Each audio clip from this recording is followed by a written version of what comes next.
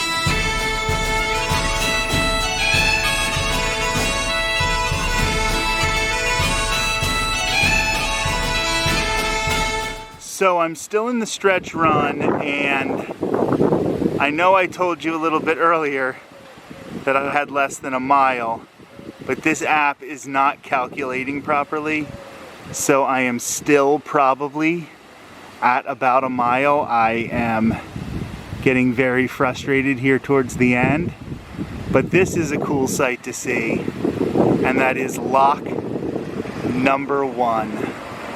So I have gone basically the entire canal with all of the locks, and I've seen the last one. So here's actually an area where I am proud of myself. If you can see the rest of the trail on the map, I'm the blue dot here. And I could have taken this road down to the end and not done the actual trail. But I'm going to do it. I'm going to come down here and then finish it, even though I could have cheated. But I'm not going to do that. I am getting very, very close. So let's just hope that I don't completely destroy the knee before I finish. So here I am in downtown Dublin. This is the River Liffey, and I am like 2 blocks from finishing this pilgrimage. And I'm in so much pain that emotionally it's not really registering yet what I am about to accomplish, because I am really thinking about just getting that rest. But once I finally do this, once I finally reach this memorial, I will have, for all intents and purposes, walked across Ireland. And if you would have told me when I was in the tent after injuring my knee on the Ireland way, if you would have told me that I would be completing a pilgrimage a pilgrimage across Ireland, almost the entire way across Ireland, from really, really far west, almost the entire way west, and into the dead center of Dublin. I wouldn't have believed you, because I don't know if I would have thought physically I could have accomplished it. I knew that physically I was pretty battered and bruised, but mentally I was destroyed. And to think about the fact that, listen, my knee hurts. My knee is a mess, and I may have done damage that will take a few weeks to heal, and I might have to stay off it for a while. And that's, you know, listen, that's the price of doing business. But just the fact that I fought through this when I could have quit and not done anything, and instead of sitting around feeling sorry for myself, I did a little bit of that. I did a little sitting around feeling sorry for myself. But instead of letting it just demoralize me and keep me from doing anything spectacular here, I got off my butt and I found planes, trains, and automobiles to get to a completely different part of Ireland, so I could start a trail that wouldn't be as bad on my knees, that would be more level, and I'm about to finish it. All right, so I'm getting low on battery and I'm getting low on energy, but I am coming up here on the stretch run, and I mean it. I can see the memorial in front of me. After all of this work, I'm about to finish the National Famine Way. I have walked almost the whole way across Ireland, and I am here it is, right here.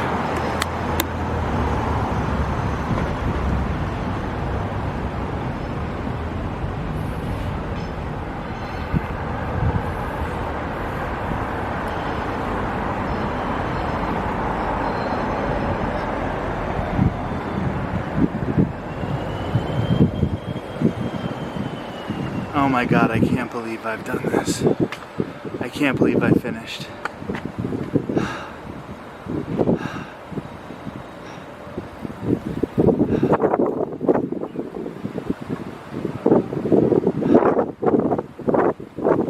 I'm going to have, as I promised, some more information about the potato famine.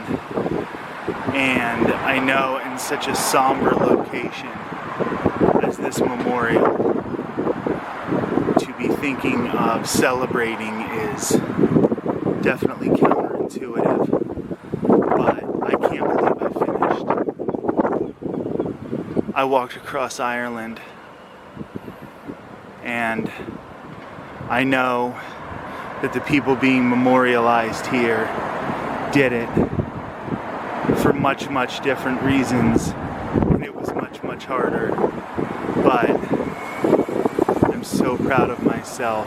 Please consider donating to CASA of Pinellas County, casapinellas.org/walkwithrick/ that's CASAPINELLAS.org/walkwithrick/ I need to sit down here and get my emotions. I can't believe I did this. Thank you, everybody who followed along on this journey. I can't believe I made it to Dublin. I can't believe I finished this pilgrimage.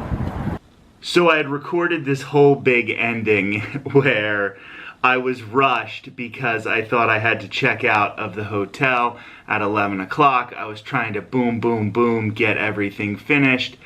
I'm still packing up my bag, and I just called down to the front desk to say I might be a few minutes late, and they said, okay, we'll say that you're gonna be about 12:30. And I'm like, oh no, I'll be done by like 11:15. And they, checkout's not till noon, sir. So that's awesome. I have a few extra minutes to formulate my thoughts, to talk to you, and I can relax a little bit while putting together my bag here.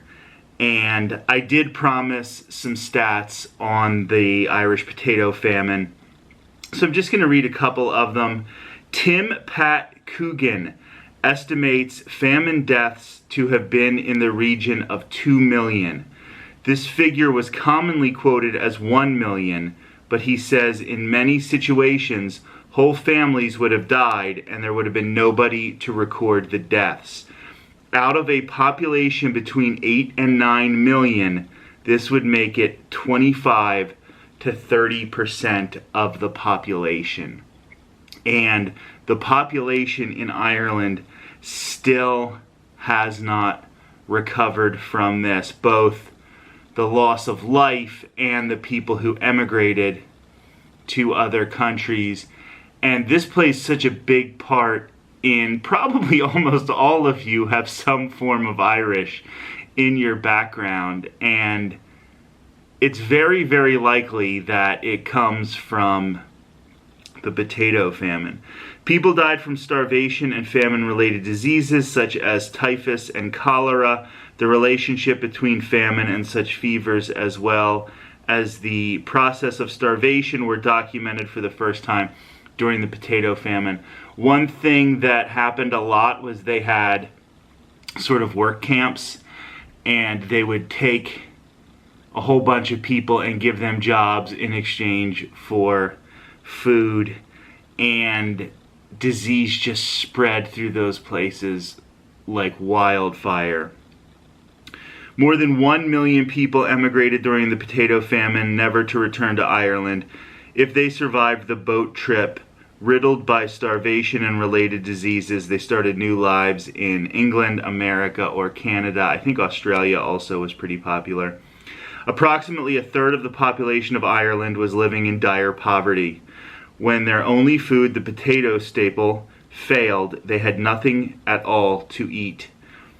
Many died directly from starvation, especially vulnerable people such as children and the elderly. Many more died from famine-associated diseases such as cholera and typhus, which spread rapidly in overcrowded conditions, such as in workhouses, and when people were left roaming the roads with nowhere to go. And the trail I took is a very common path that people in the potato famine would have taken to flee the starvation and try to get to a better place.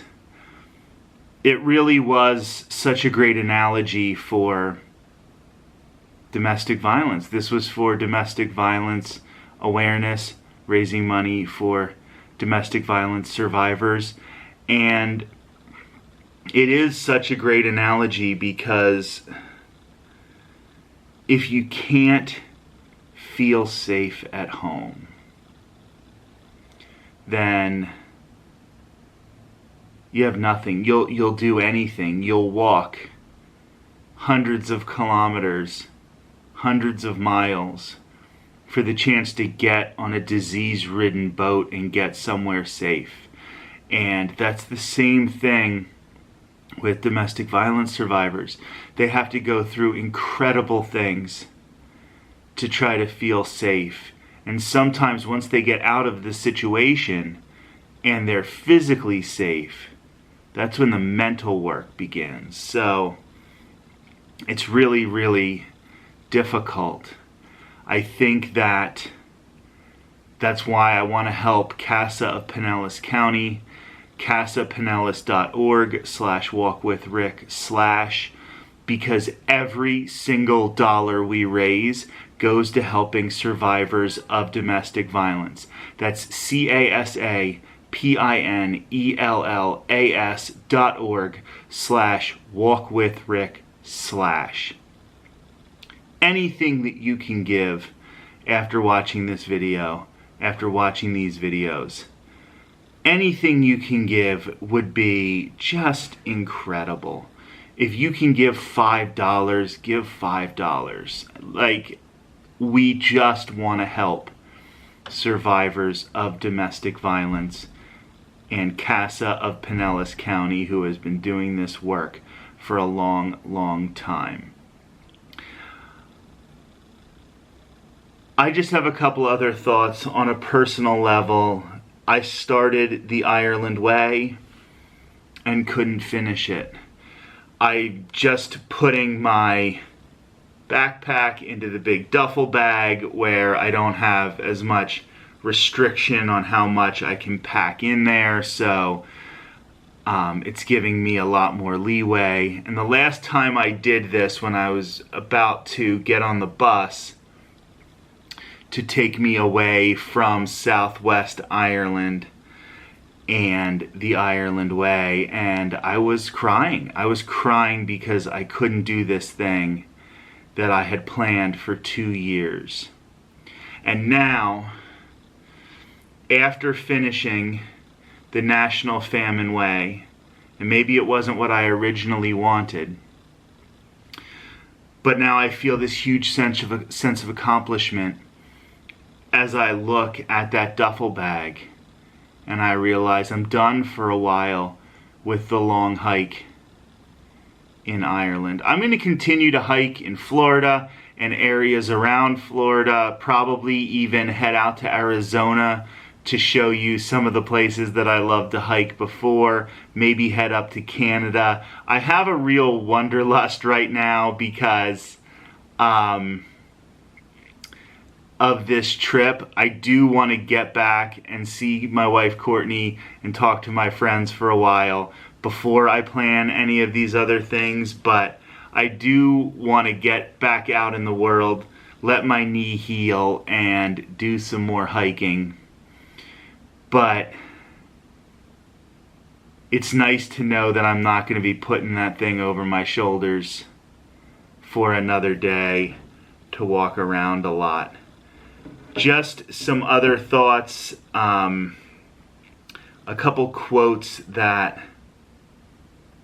I associate with this journey, and I want to pull it up here quickly. I should have been more prepared, I understand, but just chill out a little bit. I'm trying my best. The day before I was going to leave on the Ireland Way, and I was in my hotel, and I used this quote from George Bernard Shaw. And it's actually a quote my friend Matt found. And he made me this incredible art piece that he gave me the night before my wedding as a present. And it was very Irish themed. And he thought this fit me. And it's one of the best compliments I've ever had, even though it's kind of silly. It's a George Bernard Shaw quote. "The reasonable man adapts himself to the world. The unreasonable man persists in trying to adapt the world to himself. Therefore, all progress depends on the unreasonable man." Now, there's some gendering issues that I wish could be resolved, but the fact that it's the people who try what seems crazy who always make the difference. And I tried something. I tried to walk across a country to raise money and awareness for domestic violence. I don't know if it's going to make a difference in the grand scheme of things, but it made a difference to me. I also posted a quote, and I can't believe how poignant this was, from Michael Collins. that says, "Let us be judged by what we attempted, not what we achieved." And I understand the context where Michael Collins used that quote and said that, and it's different.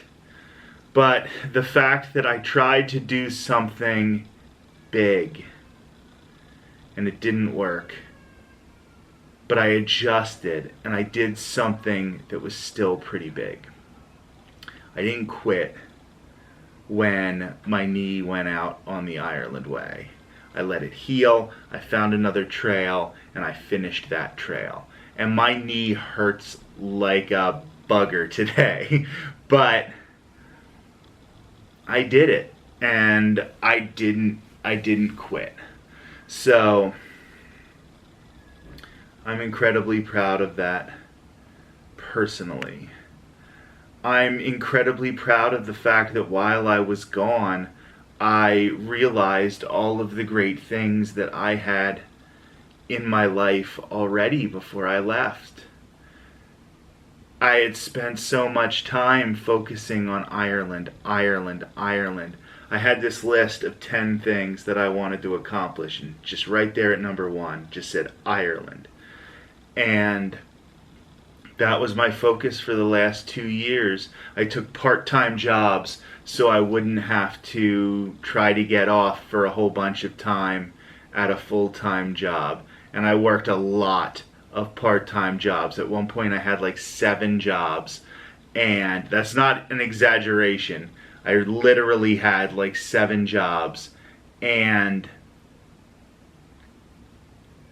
I was working constantly so that I could raise the money to do this journey, but also that I had the flexibility to do this journey. And when I get back, I can focus on trying to get a full-time job if I want. Then, while I was doing that, I also started these silly podcasts. And I have 2 podcasts right now. One of them is growing exponentially, and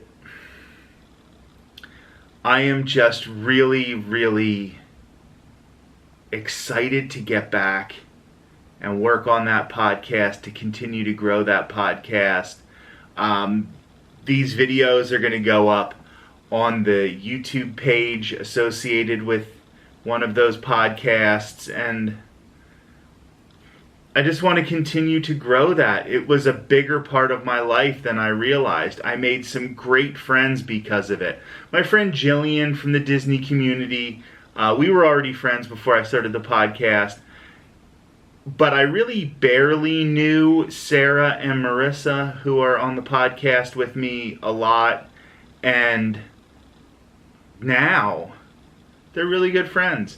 And not just for what it's brought for me personally, as far as getting new friends and doing stuff like that, but I just realized I love doing it.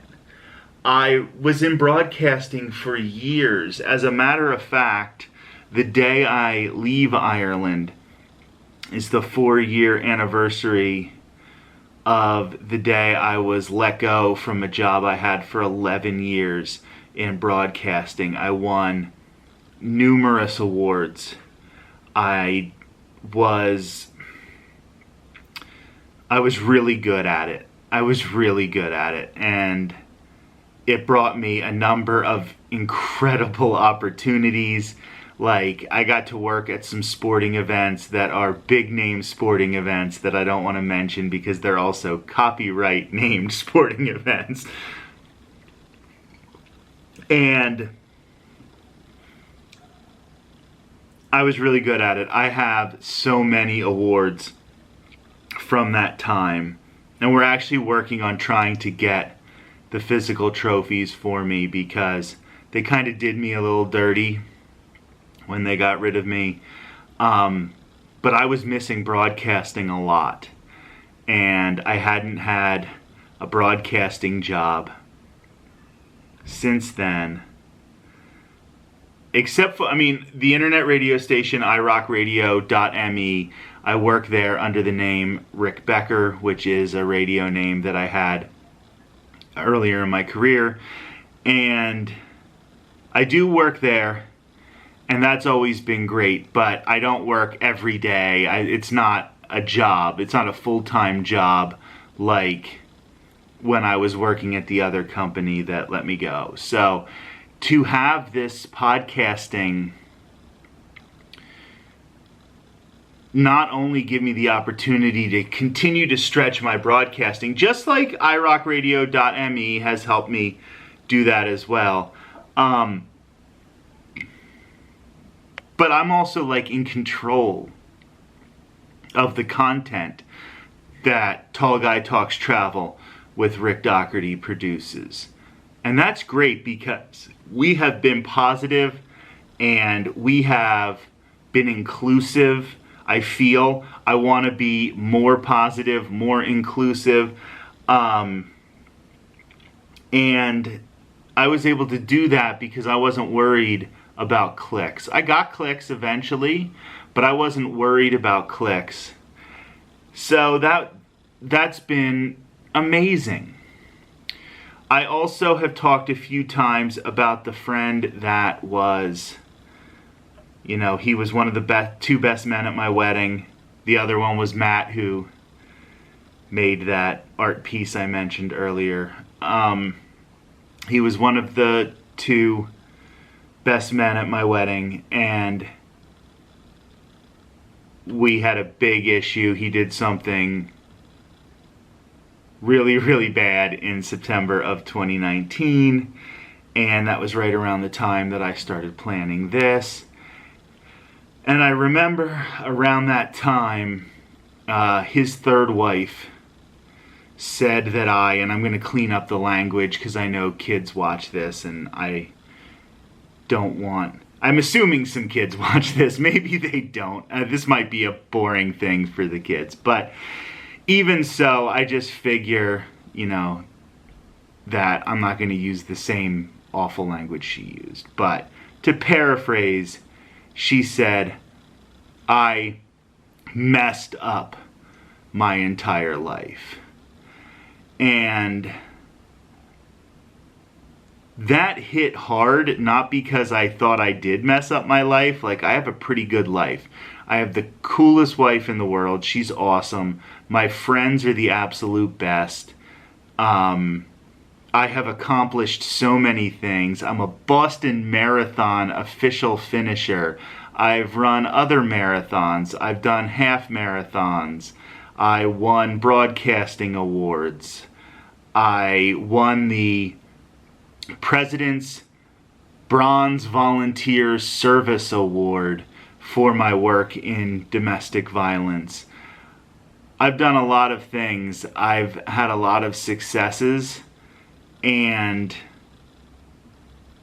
I knew it wasn't true, but right after she said it, COVID hit. And when you were sitting at home in lockdown, when all your jobs didn't exist at the moment, you felt like it was true, just a little bit.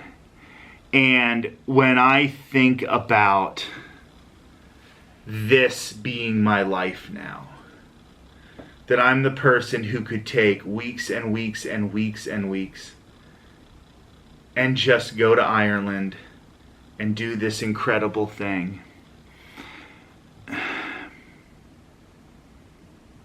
I didn't mess up my life at all. I've got a fantastic life. And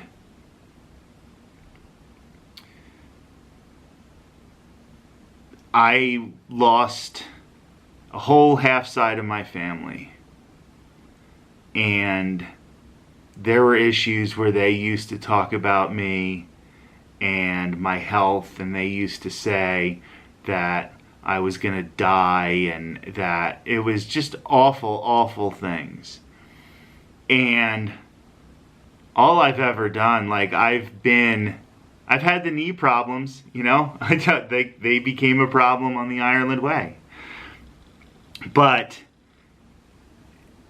I was always playing rec league basketball as an adult. I was running. Obviously, like I said, I've done half marathons. I've done marathons, countless 5Ks and 10Ks. I just have boxes and boxes of medals from races that I've run, and always playing rec basketball. Like I said, I was in flag football leagues as an adult. I was never not in great physical shape. And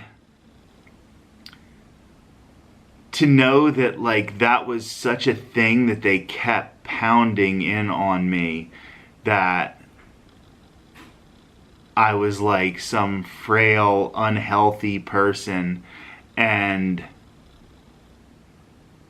I mean, I just did this thing that I wouldn't have been able to do if I wasn't healthy. Like, that was a lot of weight that I had on my back,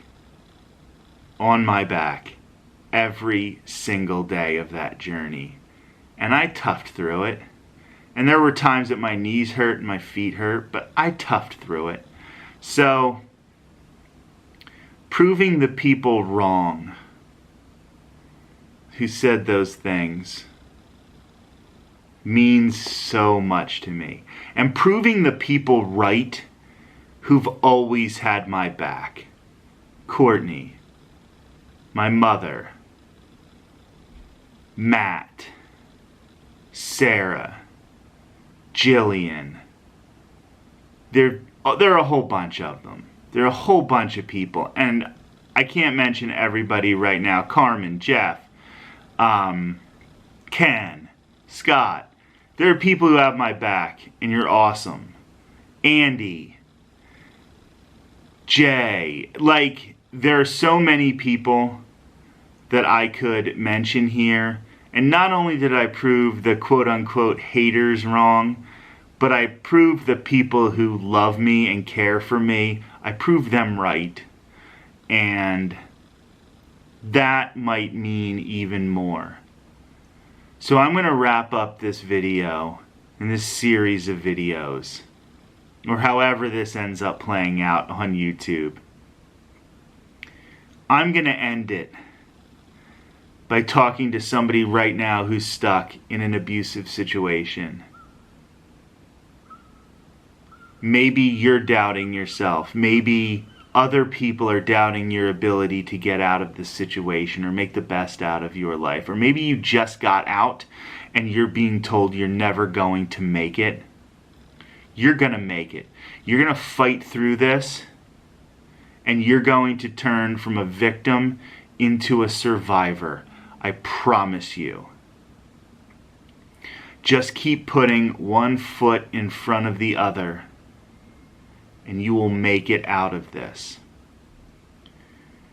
Donate right now, casapinellas.org/walkwithrick/CASAPINELLAS.org/walkwithrick/. Just keep putting one foot in front of the other.